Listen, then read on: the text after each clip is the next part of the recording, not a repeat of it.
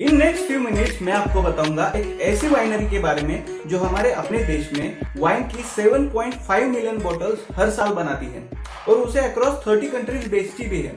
इसे वाइन बनाने के लिए इतने ज्यादा ग्रेप्स की जरूरत होती है कि 2000 हेक्टेयर जमीन पर ग्रेप फार्मिंग करनी पड़ती है। Almost 65% of Indian wine market को कैप्चर करने वाली इस जायंट का नाम है Sula vineyard. You are watching spirited Bewda company. मैं हूं आपका स्पिरिटेड दोस्त राहुल और आज हम जानेंगे success story of Sula.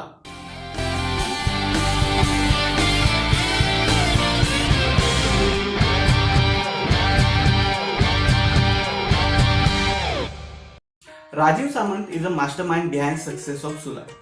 Mumbai में पले बड़े राजीव ने स्टैनफोर्ड यूनिवर्सिटी से अपनी ग्रेजुएशन कंप्लीट की थी और ओरेकल कॉर्पोरेशन में जॉब भी कर रहे थे, लेकिन इस जॉब से वो सेटिस्फाइड नहीं थे।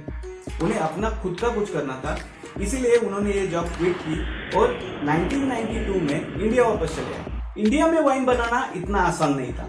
वाई इंडिपेंडेंस से पहले प्रोहिबिशन की वजह से वाइन इंडस्ट्री ऑलरेडी खतरे में थी और इंडिपेंडेंस के बाद पब्लिक रिलीजियस सेंटिमेंट्स को एड्रेस करते हुए गवर्नमेंट ने वाइनरीज को टेबल ग्रेप फार्म्स में कन्वर्ट करने के लिए एंकरेज किया था। इससे क्या हुआ, इंडिया में मौजूद ब्रिटिश और पोर्तुगीज वाइनरीज डिमोलिश हो गई। 1980s में धीरे धीरे हालात बदल रही थी और इंडियंस वाइनरीज को और विनीकल्चर को पॉजिटिव नजर से देख रहे थे। 1997 के दौरान राजीव सामंत वाइन प्रोडक्शन के एक्सपेरिमेंट्स कर रहे थे और वाइन मेकिंग सीखने के लिए उन्होंने कैलिफोर्निया की एक वाइनरी में काम किया था, जहां उनकी मुलाकात हुई केरी डैम्स्की से। केरी डैम्स्की के साथ मिलकर उन्होंने महाराष्ट्र के नासिक में 1997 में पहली विनयार्ड प्लांट की। दिसंबर 1999 में अपनी वाइनरी से बनी हुई पहली वाइन को लॉन्च किया। ईयर 2000 में उन्होंने 400 केसेस सेल की और नेक्स्ट ईयर 2001 में 6000 केसेस। ये नंबर बढ़ते बढ़ते 2019 तक 11 लाख केसेस तक पहुंच चुका था। Why Sula is so popular? सुला ने अपने वाइन की क्वालिटी हाई एंड मेजरमेंट्स पे मेंटेन की है और इसका क्रेडिट केरी डैम्स्की को मिलना चाहिए।